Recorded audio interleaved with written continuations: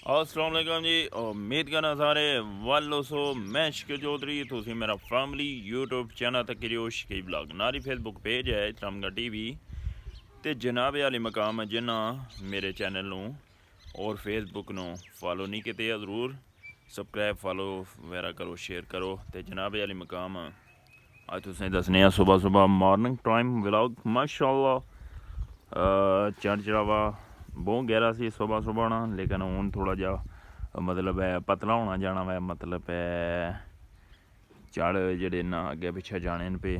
तो मजीद तुसां सूरज ना थोड़ा जा नज़ारा करो। मजीद ये कि मेरे माई विलेज कराना ज़रा तुसें व्यू कराई छुड़ने माशाअल्लाह। उस तो इलावा जनाब आले मकाम माशाअल्लाह माशाअल्लाह कि कनकां भी रहमत नी बारिश लौनियां पेइयां। अल्लाह ताला बारा ने रहमत अता फरमाए। तो मजीद जनाब तुसें नाल एक सनाने नवियां ताज़ियां गल्लां है। रक्षा भी काला भरिया जाना पे माशाअल्लाह। उस तो इलावा जनाब आली मकाम ये हज़ूर पाक उन्हां दौर सी ते कोई साहबी रसूल सन ते नवे तो नवे कोई मतलब मेहमान अपने घर लै आने सन ते अपनी बीवी हे देने आने सन कि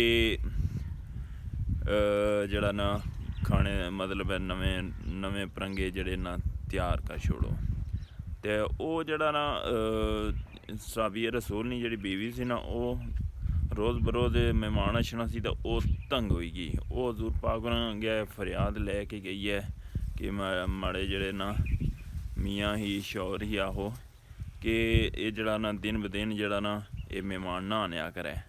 हज़ूर पाक जड़ा ना उस टाइम दे खामोशी अख्तियार करी गई है। दूए दिन उस औरत ने जो शौर सी ना उसी बुलाया ने भाई मैं कल तेरा मेहमान हाँ।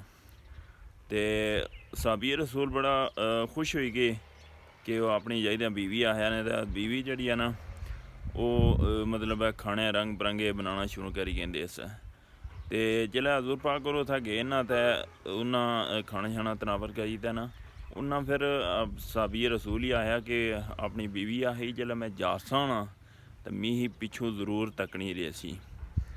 अच्छा गल हुई कि जिसलै हज़ूर पाक होर अपने घरै रवानगी होनगी तो जिसलै उस औरत क्या माजरा तक्या कि हज़ूर पाक ने पिछे पिछे जड़े ना बिच्चों कीड़े मकोड़े जड़े ना ऐसियां ऐसियां बलां जड़ियां ना जानियां सन पियां।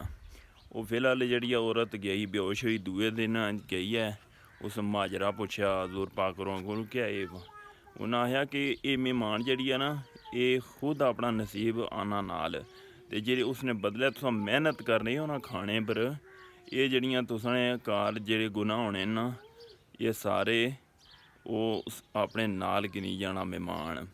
तो इस वास्ते जड़ा ना मेहमान अल्लाह नी रहमत होनी है। तो इसी शुक्र करो अल्हम्दुलिल्लाह हज़रत इब्राहीम अलैहिस्सलाम रोज़ कोई ना कोई नवा मेहमान मतलब आने होने सन अपने घर मेहमान नवाजी वास्ते। कोशिश करनी है कि जिसलै मेहमान अच्छा घरै बिच खुश हो कि अल्लाह नी रहमत आई है साढ़े घर बिच। अपनियां दुआवां याद रखे। अल्लाह सोने वाला।